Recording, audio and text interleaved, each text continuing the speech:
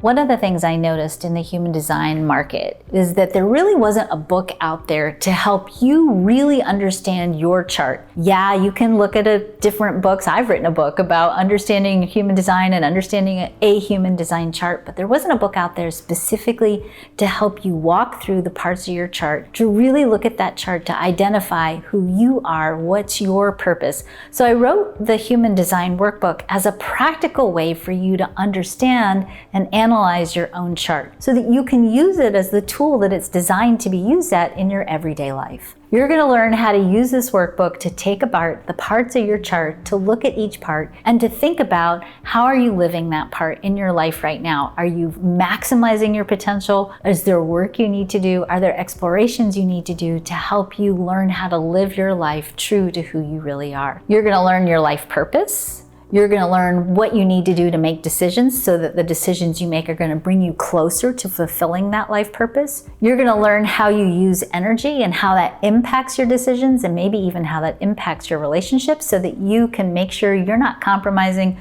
who you are and what you want in your relationships.